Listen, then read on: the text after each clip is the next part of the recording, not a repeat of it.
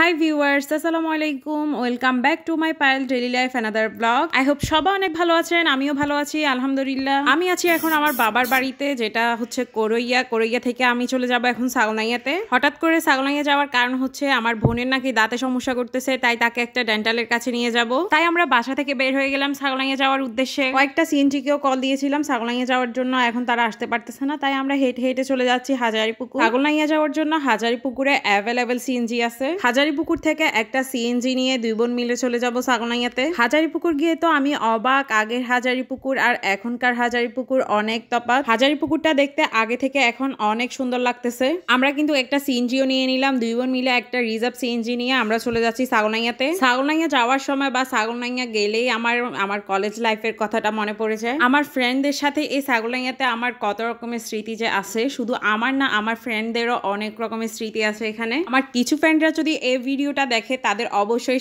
সেই স্মৃতিগুলো মনে পড়ে যাবে, তারা কত রকমের লুকোচুরি যে এই সাগনাইয়াতে খেলেছিল। যাক, এখন আর আমি সেই লুকোচুরি খেলাটার কথা বললাম না। সাগনাইয়াতে এসে হঠাৎ আমার খালামণিদের সাথে দেখা হয়ে গেল। আর খালামণিরও নাকি কিছু কাজ ছিল সাগনাইয়াতে। হঠাৎ খালামণিদের সাথে দেখা হয়ে যাওয়াতে আমরাও তাদের সাথে অ্যাড হয়ে গেলাম। রিসেন্টলি আমার খালামণি সৌদি আরব যাচ্ছে হজ করতে, সেখানে যাওয়ার জন্য সাথে করে নিয়ে যাবে, এই জন্য অনেকগুলো থান কাপড় নিল। প্রচন্ড এই গরমে খালামণি চাচ্ছিল আরামদায়ক কিছু কটনের থান কাপড়, যেগুলো বাংলাদেশ থেকে মেক করে খালামণি সৌদি আরব নিয়ে যাবে। এখন আমরা চলে এলাম মির শপিং এর সেকেন্ড ফ্লোরে। আমার খালাতো ভাইয়েরকে না কি একটা চেঞ্জ করতে এসেছে, সে তো ক্যামেরা দেখলেই একটা করে ফোজ দিবে। ওখানে এই কাজটা শেষ করে আমরা চলে এলাম কিছু খাওয়ার জন্য। প্রথমে নিয়ে নিলাম হটডগ আর বার্গার। বাহিরে যে এত পরিমাণ গরম পড়ছে, গরমের ভিতর কিছু যে খাবো সেই খাবারটাই ভালো লাগে না, যেন মুখের টেস্টে নেই। তাও কি করব, নিয়ে ফেলছি, সেজন্য জোর করে খেলাম। গরমের ভিতর আমার তো শুধু মাথায় একটাই প্রশ্ন, যারা বাইরে কাজ করতেছে তারা যে কিভাবে কাজ করতেছে আল্লাহই জানে। এমন গরমের ভিতর শুধু ঠান্ডা কিছু খেলেই ভালো লাগে, আর কোনো খাবারই যেন ভালো লাগে না। খাওয়া দাওয়া শেষ করে আমরা চলে গেলাম একটা ডেন্টালের কাছে। ফারিনের নাকি দাঁতে সমস্যা করতেছে, দেখি আজকে ফারিনের কি দাঁতে সমস্যা। কি আর বলবো, ডাক্তার দেখলে মনে হয় রোগেরও ভয় হয়। যখনই ডাক্তার তাকে দেখছিল তার দাঁতে কি সমস্যা হয়েছে, তখনই তার ব্যথা উদাও।